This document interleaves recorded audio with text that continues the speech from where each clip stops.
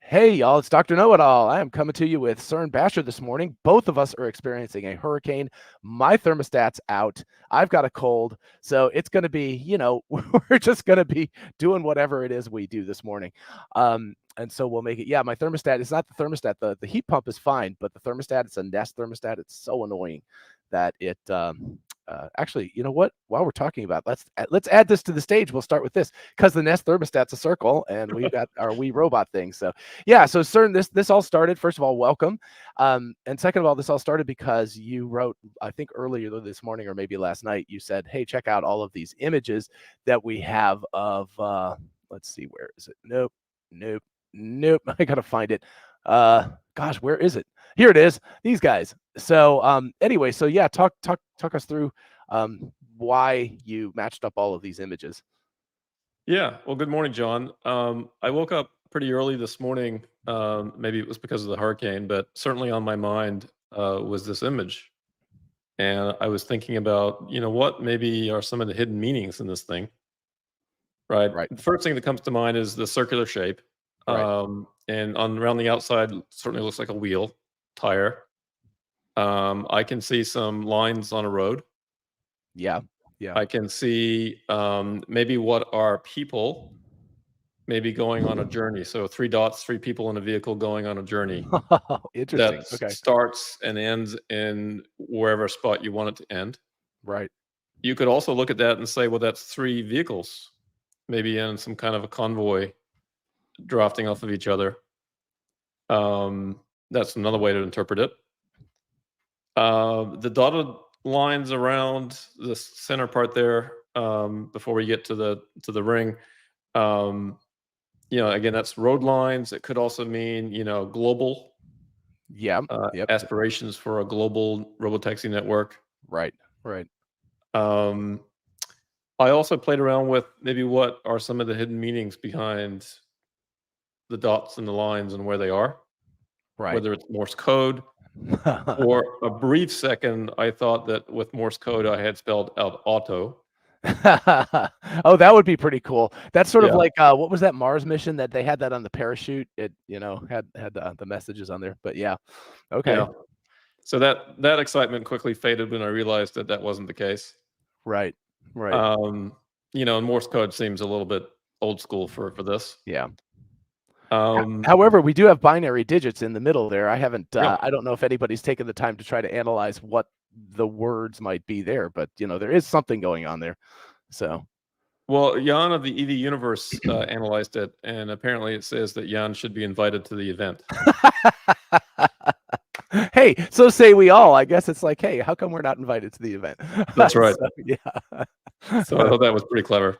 There we go. Scott Walter did get an invite, so he is the lucky golden ticket winner. But yeah, so we've certainly got like circularity, obviously, and then obviously in the middle is a camera. I mean, like a Tesla type camera, which Yeah. I believe the next image you had in the order. Nope, that's the eye. Where is it? This one. Yeah. So this was clearly something that I immediately thought of when maybe it's just the age or something. But yeah, Mhm. TJ Riley says go Scott. Yes, indeed, go Scott. But yeah, you can see here. This is of course for those who are younger than 50 or so. It's HAL 9000 from 2001: A Space Odyssey. Pretty similar, and an interesting callback here because we're talking about something that is a negative, I guess, from 2001. I also want to say that let's see, where is this? The original invite. And by the way, Elon says will be one for the history books. Absolutely agree with him about that. I'm sure you do too. I think this is going to be written about 100 years from now as a kind of seminal moment in autonomous things, right? Well, it's interesting because Elon not too long ago said that they were going to write not just new chapters, but new books. Yep, yep, yep. So apparently the first one's a history book. Right. There we go. Everyone loves history books. No, I Yeah, mean, they're actually great. exactly. Maybe hopefully it's not hardcore history in the sense that, Dan, anyway. But of course, the we comma robot is a very specific reference to iRobot, which you Mhm. also have a post about here. It's a collection of Isaac Asimov short stories, sorry, that were placed into a book. And of course, the Will Smith movie, but I think the books are cooler, and probably what Elon and team are referring to here. I don't know about you, but I read these when I was early teenager, 12, 13, something like that, and they were so pivotal in the way that I thought about the future that still in my mind I can remember many of the stories. It's particularly the robot that's on Mercury and gets stuck in a loop. I don't know why that one like really stuck in my head. But yeah, what Yeah. what do you think about that? Yeah, equally, it's Um, been a long time for me as well. yeah, Unfortunately, they don't stick in my head as maybe as clear as they do for you, but certainly amazing work. yeah, Um, and certainly to tip their hat to this is certainly very meaningful. right, right. And these stories sort of highlighted some of the problems that there could be with robots, Yeah, and of right? course Asimov came up with his 3 laws of robotics from Yeah. that, which people have really taken to task, but honestly, and there's a zeroth law, by the way. He later on added one that's like, do no harm to humanity as a whole on top Mm. of the 3 laws. But anyway, yeah. Oh, well, there you go. You've even gotten them written out here. So there we go. Robot may not harm or injure a human being, or through inaction allow a human being to come to harm. A robot must obey the orders given by human beings, except where it conflicts with the first law, and a robot must protect its own existence as long as that doesn't conflict with the other two. So honestly, given the fact that he was writing these in like the 1940s, it's Yeah. pretty impressive. They have a distinct feel like they're very modern still. So yeah. Oh, It is Hopper pretty says, imagine Optimus getting in and out of cars and vehicles and doing stuff. By the way, I just have to point out I'm wearing my 2024 is the year of embodied AI shirt because it doesn't have a car on it. I should get another one with a car on it. That would be cool. What's the cyber cab? Once we have the actual cab, maybe I'll do a second shirt like this and put the cab on it in front. That would be really cool, actually. So yeah, TJ Riley says Asimov was a visionary beyond his years, and clearly he was. So well, and it wasn't just that, John. The body of his work, I think he wrote like something like 500 books, oh gosh, yeah. right? It's Was crazy. astounding. Yeah, Yeah. yeah. I mean, and just he just kept on going. I mean, people think Stephen King was a prolific writer. It's like Isaac Asimov, I think, may put him to shame. So, Yeah. another thing about the image. Oh, where is that? I need to X out of the image, I think. Oh no, where is that? You have one. I can't remember who it was. Oh, this one right here. Yeah, from Jan of the EV universe. Notice that the Tesla Smart Summon um, is very, very similar to the kind of Yeah. background wheel that's there. So that's a thing. I actually used it for the first time yesterday. I used AS in the Costco parking lot, and it was awesome. And I just posted on X the little clip, and so you can watch it. But the funniest part was there was a couple in a Ford F-150 that kind of pulled in behind it, and the car stopped so that I could get in. And they were sitting there, and when I opened up the driver's side door to get in, I looked back at them, and they just went, their jaws dropped. They were like, "What?" Because they couldn't see inside the car because they were behind it, so they didn't realize there was Yeah. no driver. But it was really funny, and I wish that I had been filming because it would have been priceless to see their reaction. So, anyway, that's the kind of thing that you get with Teslas, So Yeah, yeah, there's gonna be a whole new series of videos, along the wham bam Tesla cam kind of footage. exactly. Just the people's reactions as the vehicles drive themselves. Right, right. Yeah, so Yeah. it's pretty cool. Um, so anyway, let's see. Go ahead. Just back to the image real quick. So I Yep, took a picture yep. this morning of the camera on the front of my Cybertruck, and that's the Okay, fourth image there in that list. okay. And I wanted to Oh, is sort it? of compare Okay. that Yeah, to let me. this image, because clearly, There we go. obviously, it's a Yep. camera, right, that we're seeing Yeah. in this image. Right. And so, there's the front camera on the Cybertruck. There's a few concentric, rings in there. Right. Depending on how many you count, I count at least 4, maybe more. Right. And depending on how I shone the light in there, I could get, a red center, much like Hal. Yes, exactly. Um, I opted for the less scary version of it. It's Um, it's actually kind of I've never seen the Cybertruck's stainless up that close. It's pretty interesting. It looks like the texturing of it is very that's or is actually not the that's the stainless. plastic housing. That's the plastic housing. That's Yeah. the bumper, yeah, the Yeah, yeah, bumper yeah. area. Yeah. That Yeah, makes much more sense. yeah, Um Yeah, and then the angle you got is actually pretty similar. If you look up here to the right, you can see the original image or the 1010 image. And so clearly you've got that sort of offset circles and things in there. yeah. So yeah. The thing I wrote about this morning is, when you want to get the attention of a human, you look into their eyes, right? And you focus on their Right. eyes when you're talking to Right. somebody, right? And if you want somebody to know that you're paying attention, you look at their eyes. And Right. so this is kind of interesting too. We're looking at the mind's eye of a robot, Yeah. Yeah. right? And so, the eyes obviously are very important for humans and no doubt will be important for robots, although, I guess we'll be looking at cameras. But it'll be Yes. interesting to see how that evolves over time. This is maybe Right. taking the discussion away from what we're talking about today, but um, the idea of we robots, they're going to be everywhere, right? It's going to be ubiquitous. Right. Right. Um, and we're looking into the mind's eye of the robotaxi robot, AI powered, pixels in, photons in and controls out, right? Right. Right. The other thing I think, and you mentioned this, is the glint on the lens, right? We've got Right. the yellow light, which is kind of interesting. It's kind of one way you could interpret that as kind of the light at the end of the FSD tunnel. Right. Or sunrise, some happy sort of Yep, themed thing. Yeah. something like Exactly. that. Sure. Uh, Um, and then the other part here, which you clearly can see is not in, let's go to your picture. Whoops, wherever it is. We lost it. It's not there. it's disappeared. Yeah, it's disappeared. I don't know why. Very odd.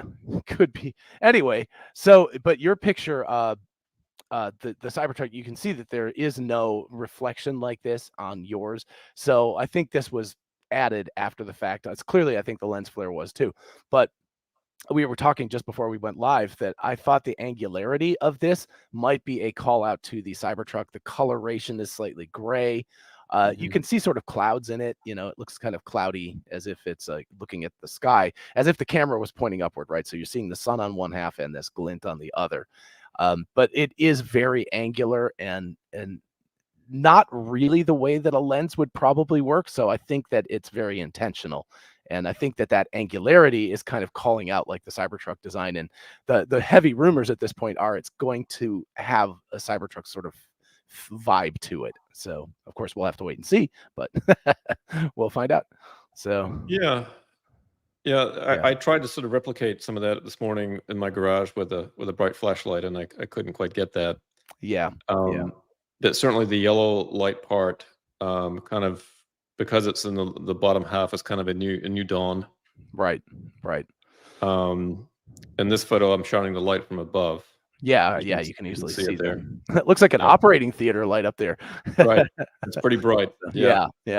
So, but this is like, so you can see where obviously the inspiration for the original part of the image is from that, but they've taken some liberties with it. And then of course the other really big part of it is that they put the binary, speaking of, you had like the mind's eye, that idea that there is binary code inside of the camera lens. So we're talking about, and this is, I think, it's Tesla AI giving themselves a bit of a pat on the back, going like, you guys thought we needed LiDAR and radar and all this stuff. We needed camera and brains, and that's it, digital brains. So. Well, and I think Mobileye has given some credence to that recently with their announcement, right? That they're going to ditch LiDAR. Yeah. So I think they're being proven right on that, and it wouldn't be strange for them to take a little bit of a victory lap on that issue. Exactly. Yeah, they caught enough hell for it. That is for sure. That's right. That's So, right. And they said it for a long time. But I was curious about whether there's some other hidden messages in this. Right. Yeah, I attempted. I don't know if it's worth. Let's see if I can present. Let's see. Okay, I gotta find it. Share screen. If I can find my Photoshop, I can sort of live interact with it. I did not find. Gosh, it's hard to find these things. Sorry. Let me look. Just while you're looking for that, I'll just mention that the absolutely. font was interesting. It seems to be very similar to the Cybertruck font, if not the same. So that leads me to believe that the robotaxi vehicle will be sort of cyber-esque. Right. May not look like the Cybertruck, but something along those lines. Yeah, for sure. And as you mentioned with the gray shading on the lens, kind of a similar nod to that too. Yeah, exactly. So I think, sorry, I'm trying to get Photoshop. Oh, here's Photoshop. Okay. So here we go. So anyway, I've got obviously the original file just because I wanted to look at it, but we can look at this more close-up file and we could blow it up and I can sort of mess around with contrast and stuff live interactively. So this is unretouched as it is.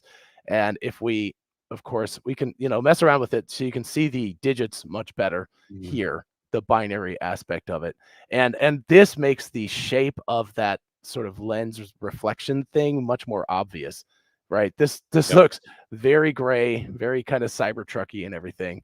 And then one thing I didn't notice in the original is that there's kind of a cloudy sort of atmospheric texture around it as well Mhm. for whatever, whatever that gives us. You can also see with the binary numbers in the background, most of them say 1010, but there's a row there kind of towards the Yes. top. There's 10010 and then Yep. 111. Yep. They're not all uniform. Right.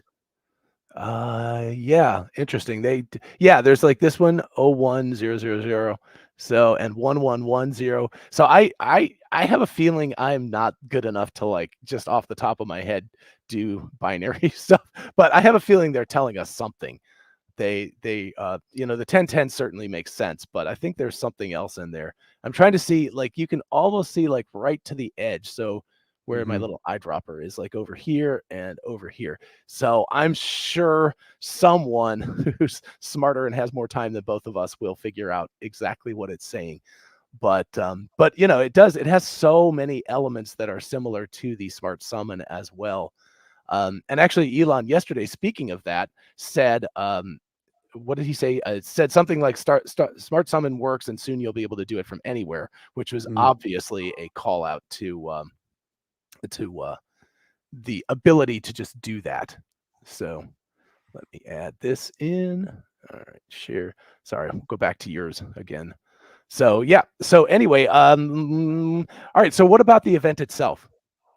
Like we've got the sort of We Robot aspect of it. We've got the images. And what do you think? What do you think is going to be? I mean, first of all, let's start with the obvious stuff. I personally think there's going to be rides given out. They will reveal the shape of it, a working version, and they will give out rides since they're doing it in Burbank. What else? Well, I wrote a post about that yesterday as well, and I tried to gather the thoughts of people that kind of responded to some questions that I asked. And Okay, so here's kind of the range of things that I gathered. There's expectations that we're going to see a two-seater cybercab, right. right? Most of the rides are with two or less people in the vehicle, so it makes sense to have a two-seater, smallest, most efficient, cheapest vehicle you can make. Right. And let me just pause. I totally agree with you. People are going to say, but I need to go to the airport and take my bags, or I Yeah, need to do this with my family. That's the reason why the Model 3 and Model Y exist. And Cybertruck for that matter, if you need to go to Lowe's and pick up some lumber, all of these things can become part of the fleet. But the that's right. primary taxi, it makes sense to have it be very small. So Yep. yeah. There's also some expectation of a new 4 or 5-seater vehicle. Mm, Cyber cab, larger vehicle. There's expectation or hope that there'll be a 6+ seater vehicle, right. Right. and maybe a van, maybe just a kind of a large pod. And by the way, these are all vehicles without pedals or steering wheels. Right. Right. There's some hope that it'll be wheelchair accessible, Oh, interesting. Wow. right? And that's an Okay. interesting thing. Back in August, I think we were hearing about the redesign of the front, Yeah. and if there's Yeah. maybe front entry or something. I don't know. There's also hope that there'll be a pre-order option for robotaxis. Right. I question whether or not Tesla will actually sell these to people. It makes more sense for Tesla to keep these purpose-built vehicles in their own fleet. Yeah. Yeah. But there's some people that feel that they will. Can I? I'll pause you on that. I'll give my thoughts on that one as well. Yeah, I think that just like Optimus, Tesla will be their own customer first. There's so many advantages to it. Number one is because yeah, this thing's going to be dangerous, right? You don't want it just going out there into the wild.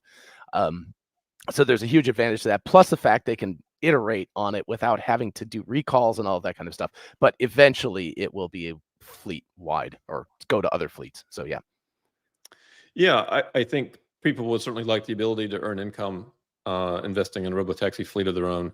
right, So we'll see if Tesla does that. People are expecting certainly a video demonstration that would be minimal. People are hoping for a live demonstration. right. Right. People are hoping that the participants at the event get to ride in the robotaxi. There's a full expectation of a working app and a full demo of the app, kind of from start to finish, right? What the Right. ride experience is like and what the app looks like and kind of every step along the way, Yeah. Yeah. right? There's And also an expectation. well, let's pause on that for a second too. Yep. For those who might not be following this as closely as we are, the event is almost definitely. I mean, it's in LA now, so it's going to be in that Burbank. Is it Universal lot? I can't remember which studio Warner it is. Brothers, I believe. Warner Brothers, yeah, the Warner Brothers lot. So, but they have they've booked the lot, and of course, what we're talking about is the backstage area, which there are fake towns, there are roads everywhere, so you can demarcate something that looks like a regular road without it being in a public space, which means they can do these rides without having to have regulatory approval yet. So that's why I said I think the high expectation is that they will be giving out rides. So you'll be able to go stand on the corner with a Tesla employee. They'll call up the car on the app. It will come. You'll say, "Take me over to, I don't know, Bugs Bunny or something. I don't know, whatever." It'll ride to someplace else, and then you'll get off, and other people will get on. So yeah, that kind of a thing. It's too bad that it's not at Universal because Back to the Future, I understand, was largely filmed on that lot. Oh yeah, that's true. And That's that true. would have been interesting to be there. I wonder if they tried to get that. Yeah. Yeah. Yeah, they might have. That would be very cool. But I mean, no matter what it is, I was like, once I heard the rumor, I was like, that makes so much sense. Cause I was like, my other thought, interestingly enough, was there's a big section of highway that I think for the Matrix, the second one, was it Revolutions, that they built a huge section of highway outside of San Francisco to do those fight scenes on. And I think Mhm. it's kind of become decrepit over time, but I Mhm. was like, well, they could maybe do it there. But this is even better because it replicates like a city. You have like these fake town facades and things like that. So it's pretty brilliant, honestly. Yeah. Yeah, I mean, they could have done it, on the roads around Giga Texas, but it's Right. more showy, I suppose, to have it at the Yeah. Warner Brothers lot. Well, I'll give you my other thought about the Warner Brothers lot, and that is that I don't want I want to tiptoe into politics here. Just tiptoe. But Elon has, let's say, had some issues with a certain percentage of the voting populace in the globe, but in particular in the United States. And the whole thing about LA is it's kind of the center of the sort of woke world. And so not that I have anything whatever. I'm not saying one way or the other, but my theory is that this is a strategic move on that end as well, to be like, hey, California, they're by far the largest Tesla market in the United States. Mhm. And Tesla needs California, whether or not if Elon is frustrated with California, they need them. And I think getting that vibe back again will be very advantageous. So I think there's a tactical aspect, which is, yeah, we can drive around without regulatory approval, but there's also a strategic aspect, which is we can get some good vibes, good press from that end of things. So there's Mhm. my tiptoe. I'll now step back from the water's edge because I don't want to get too involved in that, or else it could get ugly. Yep. No, that sounds good. Okay. Okay. Um, there's also an expectation of other vehicles being announced, Right. and I'm kind of two minds on this, right? They've been teasing other vehicles for a long time. Some people are concerned about Tesla osborning the sales of maybe the Model 3 or even Model Y. Right. But the reality is that a new compact vehicle would greatly expand the market, and those people probably weren't buying a Model 3 or Y anyway. Right. So maybe the Osborne issue is not really much of an issue, but there's some hope that they'll unveil the $25,000 vehicle or whatever that is now. Right. Um, Also, other vehicles based on the unbox process. Mhm. In the last annual meeting, Elon put up a slide that showed 3 vehicles under wrap, and one of them certainly looked like a van. Yeah. I think that's Um, whether or not they show this off at this event, a van is yeah, definitely in the because it's just high occupancy vehicle is what we need. So yeah. yeah.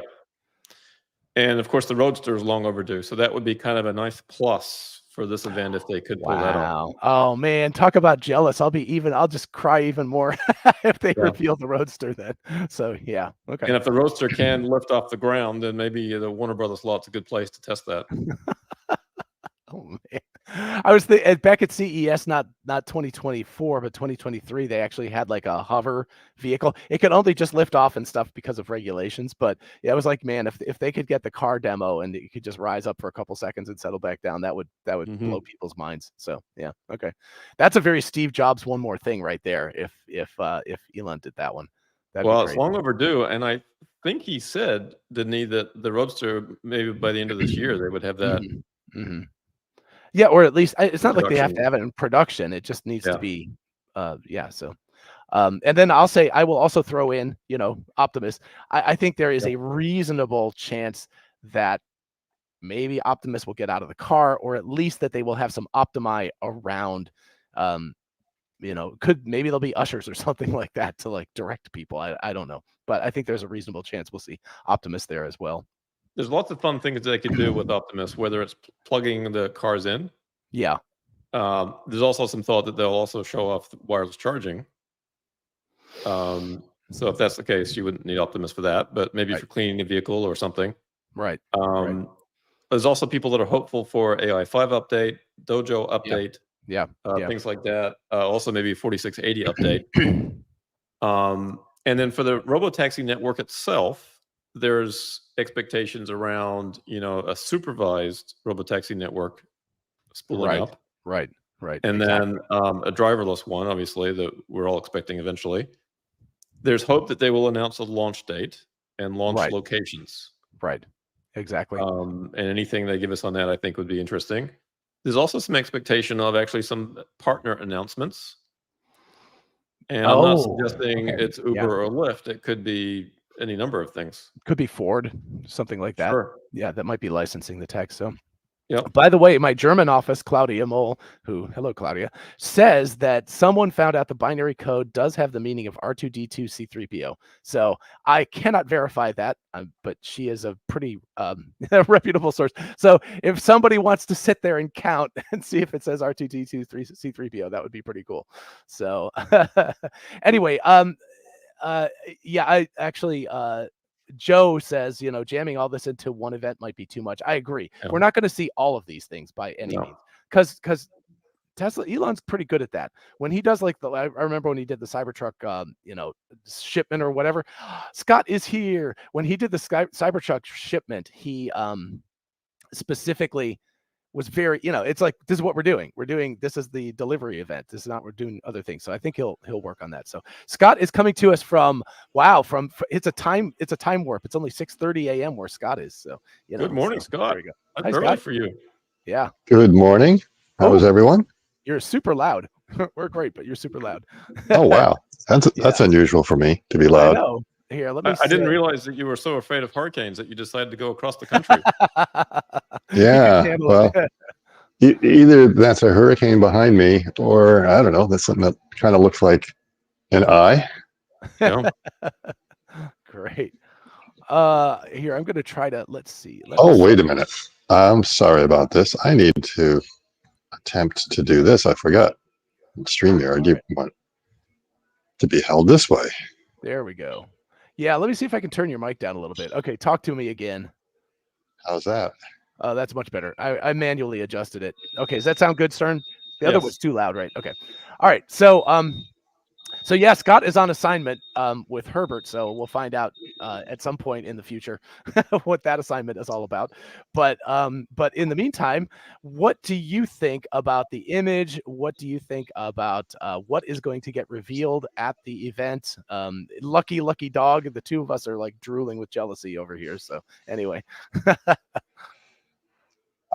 Yeah, it's hard to tell. Now, Claudia Moll, she looked at, I guess, the lines that are going around the circumference.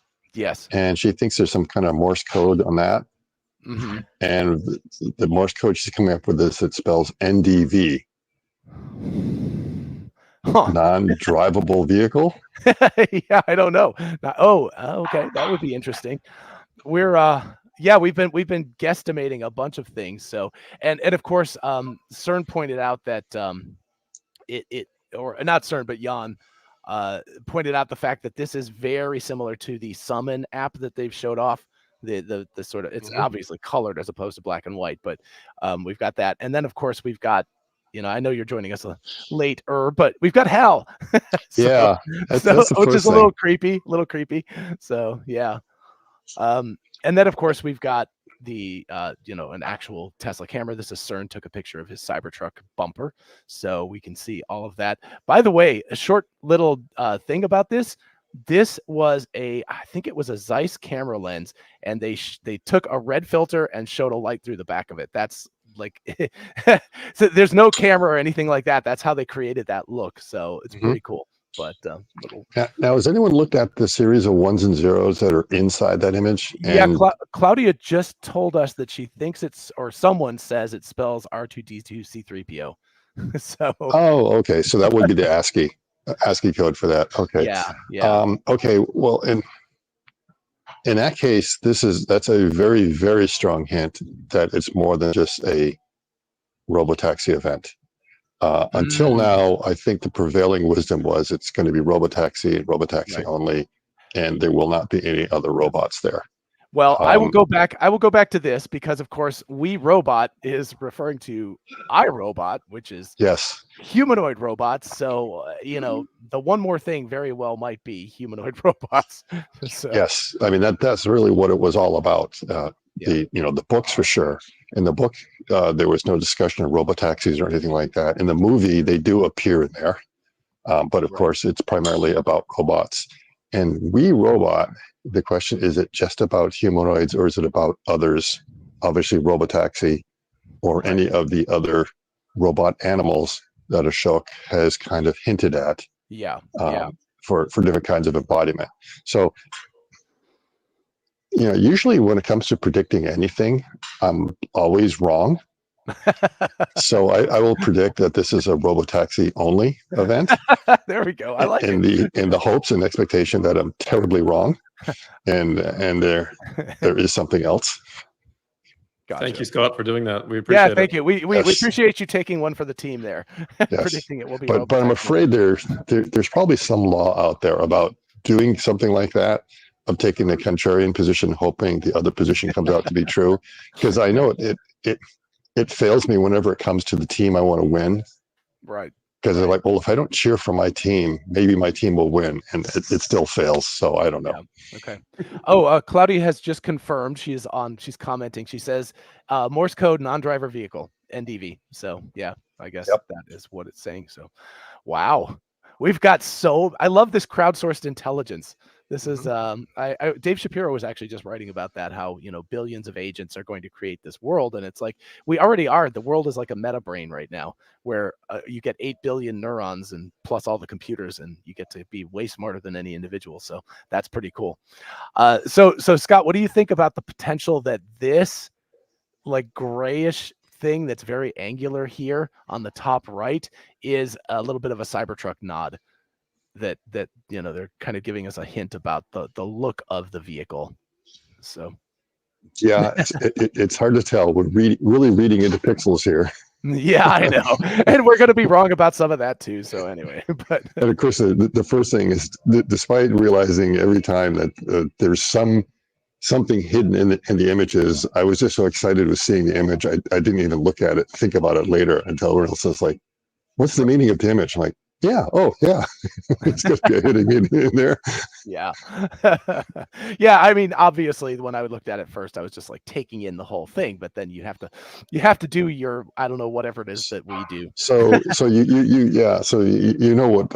I wasn't expecting it. I wasn't even thinking of looking, and it completely slipped my mind that it may have come out. I mean, I didn't know when they were going to come out. I just knew it was going to be sometime this week. Right. And I assume that since the event is on a Thursday, that the invites would go out on Thursday either, because everything's 2 weeks, right? Exactly. Yeah. And so this is like 2 weeks plus 2 days. So it's it's a bonus.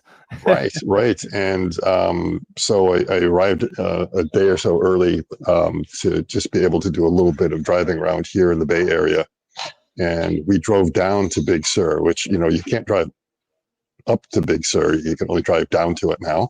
Right. And for those of you who don't know, it's along the California West Coast, a little bit south of Carmel, which is, Carmel. Yeah. That's the proper pronunciation.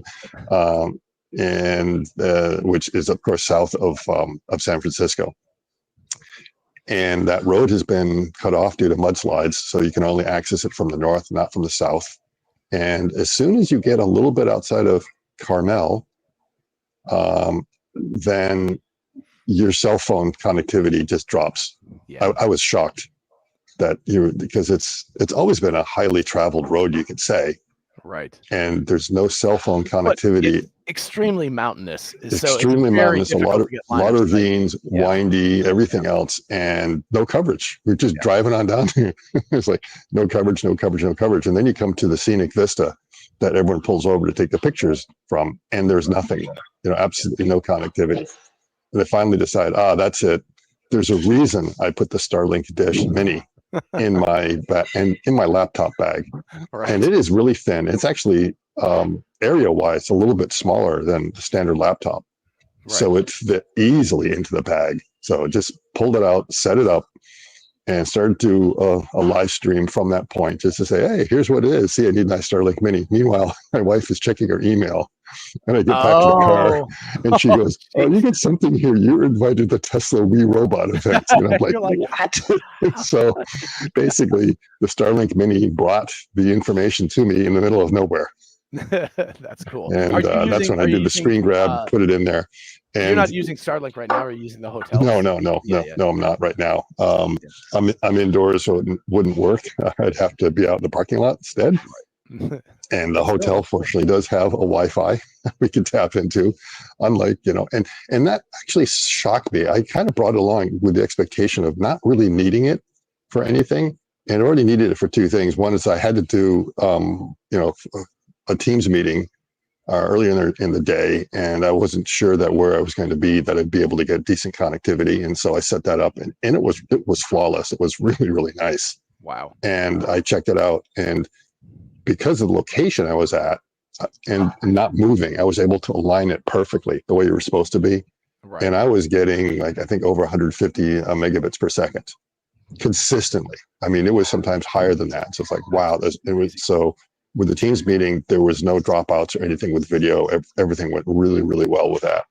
And there's no obstructions around me, and I wasn't trying to move or do anything. When I had it in my backpack mode, it was pretty good. When I had it on a bicycle, it was really bad, because when I was riding a bicycle, I was going under all sorts of canopies. Just kept blocking it, and buildings and everything else. But if you get a good view, it's really rock solid. And it just kind of brought it on, maybe for emergencies, because when this is over, I want to go over to Yosemite, and my understanding is there's also no coverage there. There's more parts of the country than you're aware of without connectivity. So again, I mean, what's this got to do with robotaxi? Well, robotaxis are eventually going to go in the middle of nowhere. Right. They're going to be places without connectivity. And you can imagine something like this being built in. And I'm always wondering if they will just take the Mini kind of as it is, gut it a little bit, and figure out how to just shove it into the vehicle, or whether they're going to come up with a completely new phased array antenna that could be built, directly into the glass or something like that. And just think about it. I don't know enough about how they work, but would there be some advantage to having a bigger surface area, even if the number of antennas is smaller? Or do they have to be all packed in really close and everything else? So I'm just kind of wondering if you could, taking the entire glass. Historically, when the military built the first phased array antennas, they were very large. But then, of course, they built them into satellites and things. That's a primary place where they're. But anyway, so I think we don't have to have the prettiness of, I don't know what they'll do, because I was thinking the roof is the obvious place, but then you won't have access to making like a glass roof, but they may not want a glass roof on something like a fiber. I mean, it's a pretty small area if you really need it, depending upon how much connectivity. So it wouldn't be a travesty just to have a little bit of it blocked out. And they're going to want to figure out what's going to be the ideal position to put it. Right. And Ryan of Fix It or Fork It, he did a test with his Starlink Mini, and it worked inside the car, but when he mounted it outside the car, it was spectacular. It was much better. So you are getting some loss of signal going through. Right. And if you have it directly out there, it's a lot better. Now, obviously the dangers and the downsides of being mounted on the outside is that it creates drag. Yeah. And Oh, what it would does have to drag be do? A built drag in. wants to remove it from your car. Yeah, and, exactly. and he had I would some. think they would have to build it in. I would think. Yes, yeah, you want to build it in, make it smooth. No doubt about it. Right. No, absolutely no doubt about it. Just for a variety of reasons. Yeah. Yep. Cern and I were talking about predictions for the event itself. Do you have, aside from the relatively obvious that they're probably going to give rides out, what I don't know, off the wall predictions or things that you think are likely? Off the wall predictions. Okay. I mean, part of it is how they announce what kind of connectivity it's going to be. I don't know if they're going to go that far, because at first, if robotaxi is being rolled out in a city, right, and really being kind of geo-fenced to it, yeah, then you probably don't necessarily need Starlink. You just be able to use the 5G network. But if it is the type of thing that I want to pick up a robotaxi at San Francisco Airport and take me down to Big Sur. right, Okay. yeah, Is connectivity going to be a requirement? right. And so, yeah, that is interesting. Okay. Yeah, guaranteed connectivity. Obviously, you should be able to drive without it, but you may want to be able to kind of monitor it and know where it is. And when it starts to go off grid, have some kind of signal and say, hey, something's happening here. Yeah. For a variety of reasons, of being able, I think you would like to know the locations of your vehicles at all times, right, and have that updated probably every couple of seconds for sure. And if it suddenly disappears, then something untoward has happened to that vehicle, and we need to find out what's going on. right. So, Okay. So that might be the first thing, which is obvious. And then, I don't know if we're going to be surprised, and it's not going to be a 3-wheeler. I'm sure of that. It's going to be 4 wheels. Right. I just wonder if they shock us and do something like, hey, it's got 5 wheels, Just to troll everyone. Just to troll us. Yes. You weren't expecting that, were you? Scott, do you expect that Optimus will be a part of the presentation? Well, you've heard me say no. Wow. But Okay. I'm quietly hoping, I'm quietly hoping. Right. But I have to predict. Now, would it be part of the presentation as opposed to being, actually being there live? Or would it be there in the Opticon mode?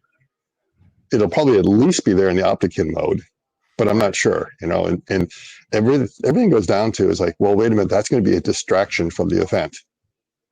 If you want to keep it focused on robotaxi, and then I think that could be the potential criticism is like, oh, the reason why they brought out Optimus is to distract from the fact that the robotaxi is not 100% ready. So if it's a robotaxi event, it's going to be focused on robotaxi.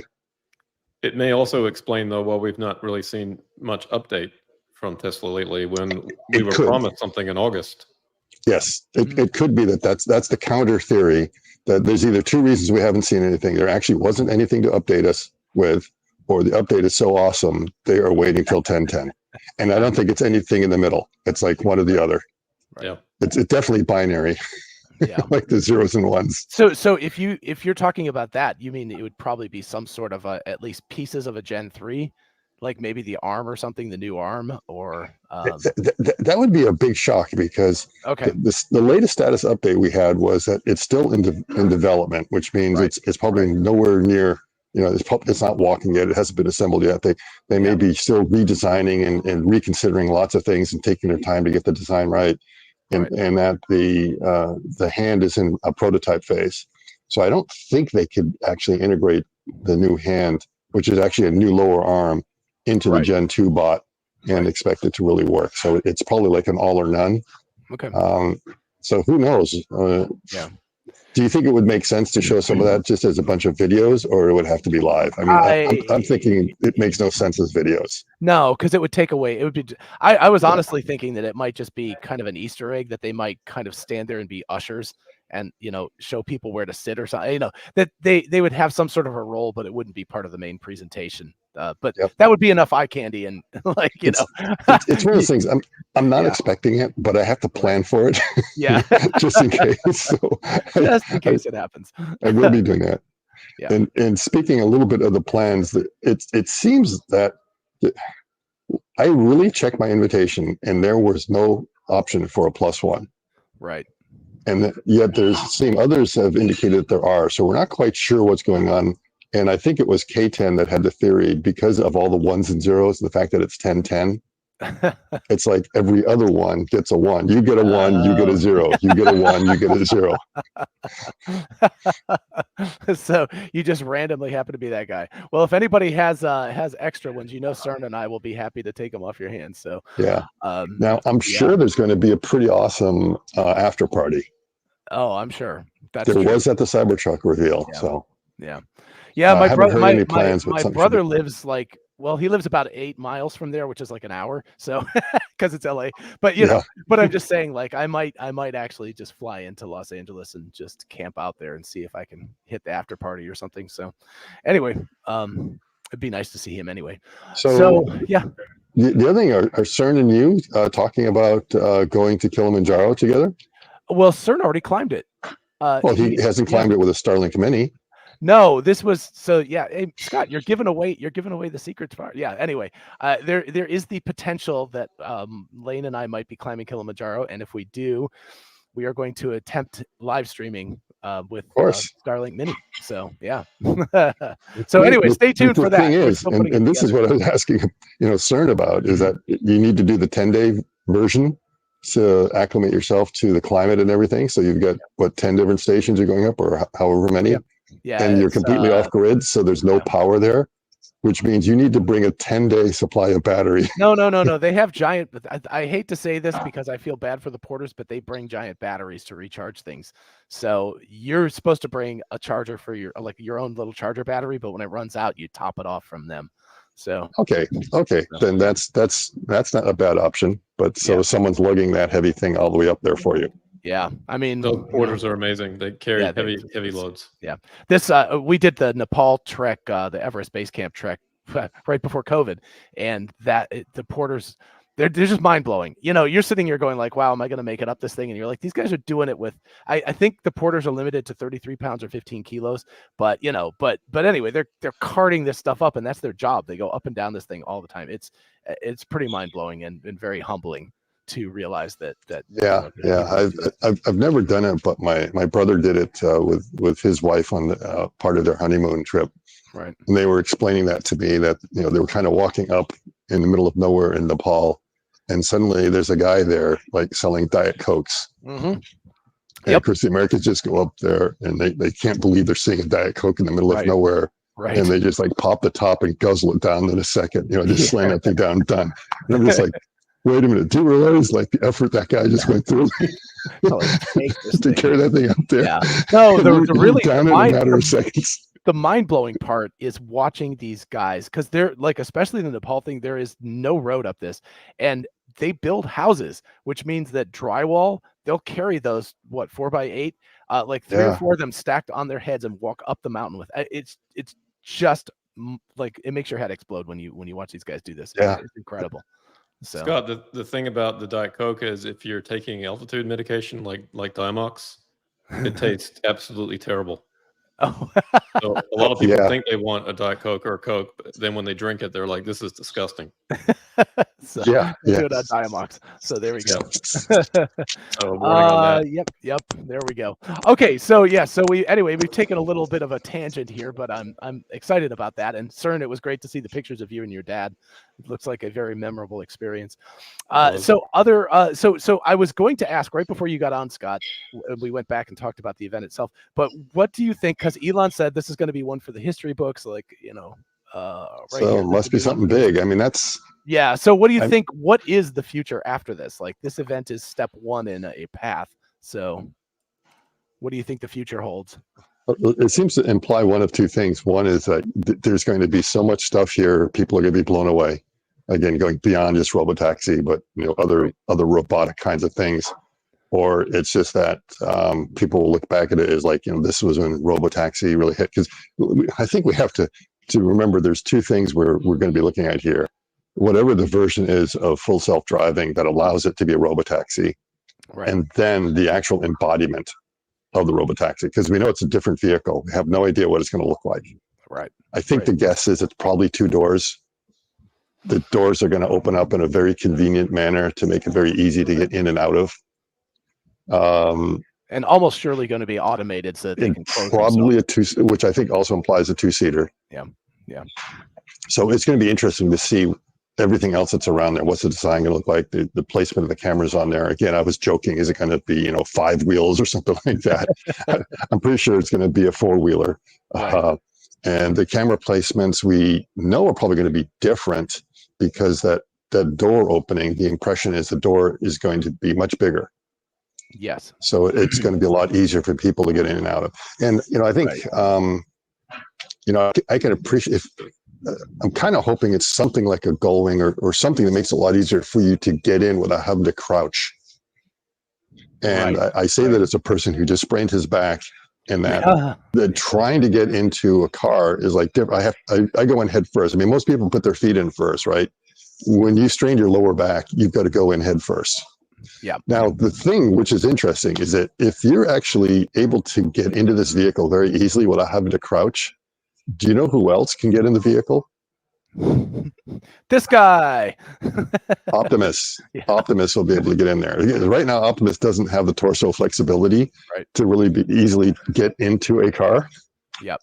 Unless it's like maybe he could get into a Cybertruck, because that's get a much bigger door. But this is not going to be Cybertruck size. So depending on how that opens up, and of course the big question about a gull wing, I guess the advantage of a gull wing is that it opens up in very narrow areas, like in parking spaces and stuff like that, very easily. Right. Mechanically, the downside of it is it's not great in a heavy downpour. Right. Oh yeah, true. Basically, you're letting all the water in, so it's not great in foul weather. But otherwise, it's and of course mechanically, it's a really hard thing to get ironed out to get working right. Yeah. That the doors are actually a really significant issue in my mind, because they really need to be, if not automated, automatable, because a person might just leave the car with the door open. So at the very least, they need to be able to close themselves. But even better would be if they could open themselves too. The first thing I want to keep in mind is that this is something that one of my thesis advisors and mentors sort of drilled into me when we were looking at, we were first developing code and stuff like that. And he's looking at some of the functionality and said, well, why is this button here? So that, well, we need this thing here to go and do like a cleanup of the data to kind of keep it consistent. Right. And he just looked at me, it's like, why does the user care about that? That's your problem. And that it was more or less that everything you do should not be for the convenience of the programmer. It's the convenience of the user. So the same thing, when you're designing a door, it should not be about, I'm going to design a door that's automatable, and then think about what the door configuration has to be to make it easier for you to automate. It's like, no. The whole idea about the door is to make it as easy as possible for ingress and egress. And then the automation part, that's what you have to worry about, but don't change the user experience to make it easier on you. Now, of course, we hopefully come up with an elegant solution that solves both problems, which we know Tesla has been very good at doing that, is, with their design for manufacture and everything else. But that's what you have to look at. Always look at it with that eye. That will come first. What's the user experience? And now, how can I automate it? Right. Yeah.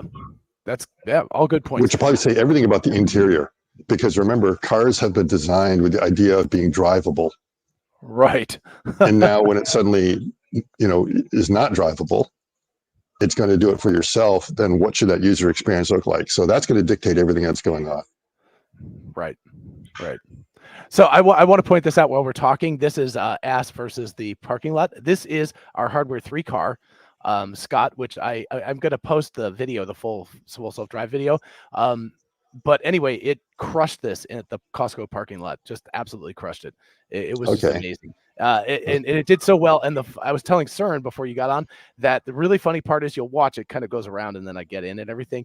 But a Ford F-150 kind of pulled up behind it as it got to this point where it turned out, and he was waiting. and the car stopped, and I went over to the driver's side door and got in, and the guy in the F-150 and his wife, their jaws both hit the ground when that got into the driver's side, because they were like, wait a second, what? They just assumed there was a human in the car. So I thought it was very, very amusing. So right behind the car right now is this F-150, and they're waiting, and they didn't know there was nobody driving it. So, but I mean, you can see it did a fantastic job. Pulled right out, handled the pedestrians, I always figure the Costco parking lot is the ultimate parking lot challenge. So I think AI Driver did one yesterday with that as well. So anyway, definitely the ultimate challenge with the big shopping carts and all the people. Yeah. So right about there, right before I got in, I was just like, too funny. But yeah, it was great. The only problem is I can't record at the same time because you have to hold the button down, so I couldn't do like a video of it coming to me. But oh well, we'll figure that out in the future. But pretty cool. So eventually, John, you'll have somebody filming you all the time. That's true. I'll just have my Optimus paparazzi coming behind me. That's right. It's like, actually, speaking of that, it looks like Mark Zuckerberg is all in on. Oh, I think Scott just left us here. Hold on. Mark Zuckerberg is all in on the glasses. The Meta glasses, and so I'm going to have to get a pair of those and just see, because speaking of which, you would have the ability to record things all the time from them. So okay. You back with us? Yeah, the reason I'm back is like I'm sitting here and I'm hearing Vivaldi's Four Seasons. And I'm like, why am I hearing Vivaldi's? Are they playing? Because I'm down in the breakfast area. Yeah. And for some reason, my phone is playing this, and I don't know why. I was like trying to find the app that decided to do it. And then I'm thinking, are you doing it, or is this something that's streaming? This is just weird. I can't hear it. You can't hear it. Okay, so good. There won't be a copyright strike. Or I know. It's like, oh no, copyright strike. So, it's inside your head, Scott. Yeah. It must be. Yes. Yeah. Oh, I forgot the tinfoil hat. That's why. So Mike says he got an invite, so he got lucky. So congratulations, Mike. Nice job. All right. Yeah. And now you were just talking about you now have the latest update. I got my latest update also last night, but I have not had a chance to do it because it's in Florida and I'm out here on the West Coast in California. And right now, so Cern, you can kind of tell me, are you getting battered at all? I'm looking at my Ring camera and I am seeing the water rising. Ruh-roh. Yeah, but it hasn't. It's made it onto the yard, but it's still not quite up to the house yet. And I think we're a few hours away. So our thoughts there going. And John, you're going to be getting battered later today, probably. You might actually be. Under normal circumstances, I would be teaching right now, but they canceled school for today and tomorrow, so I'm home. Yeah. So. Yeah. So it's probably going to be a huge rain. So again, everyone down in Florida, stay safe and seek high ground, and go to your shelters and everything else. Yeah. Is your car all wrapped up, Scott? Yes, it is. I left. You made it into a dumpling? I turned it into dim sum. Yeah, so I got a really huge piece of plastic that you would usually use for like a paint drop or something like that. Oh no, actually, it's a kind of polypropylene plastic that is strong enough that you could use it for like pouring in concrete forms. So it's not like it's puncture proof, but let's say it's rugged enough, right. and big enough that you can wrap the entire car with it. So I just put it down on the ground, drove over it, and then pulled it up from all sides. I love it. It's kind of brilliant, actually. Damien, I noticed, said that he I don't think tech companies realize how perfect smartphones are for humans. I agree, but they're not perfect because they're in your pocket and it's always this pulling out. I mean, just having a watch is actually convenient for doing something. Or having it like, glasses or something like that. Yeah. I mean, if you're talking about wanting to change the whole experience. And then some people argue, well, even the glasses are inconvenience. That's going to the convenience of the guys building the hardware. Right. But at that point, all right, now you're talking about Neuralink and all these other things. Right. Well, Matthew Berman was of the opinion. I just watched his video yesterday that a pin would be the best. But after the humane pin, I think people are a little hesitant about that one. The big thing about a pin is that it's gonna droop. It's gonna weigh a lot. It always does. I mean, I used to joke back in the early '90s. When you had the new cell phones that were out there that were really big and bulky, that you'd see a guy dressed in a suit walking down the street, and I'd point to him and say, the guy's carrying. It's like, what do you mean he's carrying? I can see. You see the troop over there? It's like, he's carrying a gun. It's like, no, he's carrying a cell phone, you know. Yeah, So everyone was putting it into that breast pocket. You could just see the whole thing droop because the phone was just so heavy. right. And so that was, you know, that's again the same thing with the humane pen. And the other thing is, I guess you have to make sure it's magnetic and not really like the old pin. But I don't know how many shirts I had where name tags just destroyed the shirt at the end because he kept poking all these holes in it. I personally think for the time being that glasses are the form factor. It's just, if you're not a person that is used to wearing prescription glasses, then they're going to be inconvenient because you have to get used to wearing glasses.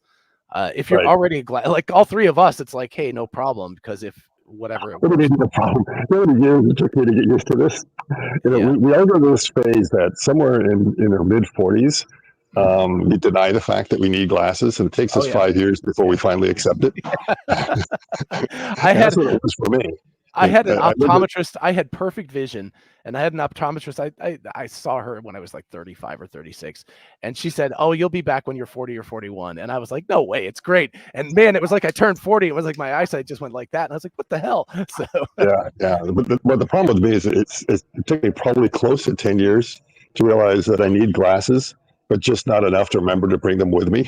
right, yeah. So it's like, oh, wait a minute, where is it? You know, try to read the menu and everything else. Thank goodness for cell phones, because at least we have the lights now with our old eyes that we can shine the light on the menu so we can see in the dark. So yeah. Anyway, if you're young right now, just know it's coming. Yeah. Scott, I have a challenge for you if you choose to accept it. Uh-oh. Since you are the official Starlink tester, you have been on beaches, you've been on bikes, you've been on moving automobiles. I want to know whether Starlink works on the back of a camel and how it is on the back of an elephant. Okay. Okay. And right now, there's someone in the Middle East and someone in India that's probably taking you up on the challenge. I would assume, you know, well, see, the camel, usually you think of being out in a desert area. So it probably would work pretty well. And it's moving slow enough that, I mean, I was walking around, and when we walk, we're probably worse as far as maintaining orientation than anything else. Right. The elephant will be a bit tougher because that tends to be more in a jungle environment, and you may have difficulty with the clearing. Because that's what I found with the bicycles is I wanted to test the bicycle in the same conditions, but it wasn't possible because I'm allowed to walk on the beach, but I'm not allowed to ride a bicycle down the beach. So the beach was nice and wide and open, no obstructions. So I had to go on a standard bicycle path, and I didn't realize how much canopy there was.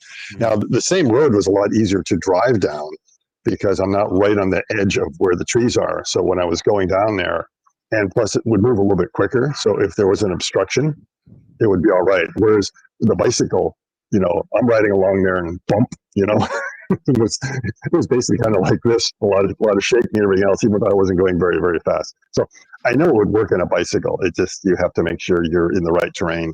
And that's why I think it would work in the back of a tortoise, on the back of an elephant, on the back of a camel, one hump or two hump. Yeah, there we go. I think if we do the Kilimanjaro thing, we're going to tack a safari onto the end of it, so we can. Yep. I believe it's Indian elephants that people ride, not African ones. So the closest is a mule, so we have to go out to the Grand Canyon and see if you can live stream taking one of those donkeys down. Yeah, so there we go. Scott needs to go to a petting zoo and take a picture with a camel for Cern. Yeah. All right, TJ, I like that comment. Yeah. Go find a petting zoo. Actually, San Francisco has a lovely zoo. I was hoping Scott would get some real data for me. I don't want theories, I want data. We need exactly. Which was the whole idea on the bicycle, is that, you know, in theory it should have worked, and then it turned out to be more of a disaster. And part of it could be on the X application, that it was dropping but never coming back, even though I got the connection back. So a lot of times if you're live streaming, as soon as you lose it, and then on the ride back, I decided to test it a different way. So, okay, I'm just going to stream a YouTube video, and it was perfect the whole way. And of course that works fine. Well, because of the buffering. It's buffering. I mean, yeah. You don't get the dropout. So I was expecting there would be a dropout or something like that. And it was all right because it was able to catch up. Yeah. Yeah. Cool. Yeah. Alrighty, folks. So I don't know. Do we have anything else to talk about? We've talked about the picture. We've talked about the event. We've talked about the potential for the future. I will just say that, with Elon saying this will be one for the history books, I do, like Cern said, writing new books, not just new chapters or something. So I think this, in my mind, this is the first step of a journey of 1,000 steps. In a way, obviously, there's been many, many, many steps that have happened before this, but I feel like we're about to hit an inflection point with this event. Yeah. That's probably what it is. And the question is whether it is so mind blowing that literally the robotaxi rolls out the next day, or is it just that we're seeing a preview of something that we can expect to roll out over the next 12 to 24 months? That's where history will make the judgment call. Yeah. My personal feeling is probably they don't have the rights to do it anywhere yet, or else they would have staged the event at that place rather than a backlot. But that it's probably going to happen very, very quickly after this. So yeah. Well, I don't know. I mean, the invite said Los Angeles. It didn't say Burbank. Yeah, I just think that the rumors are pretty strong that it's going to happen in the backlot. But hey, maybe it won't. Maybe it'll actually be on the streets of LA. That would be That would be wild if that actually happened. My final thought on this and what the image represents is that we're also looking at Neuralink under here. Should be. We're also looking at the dawn of a new day almost. Yep. The sunrise. Very, very optimistic.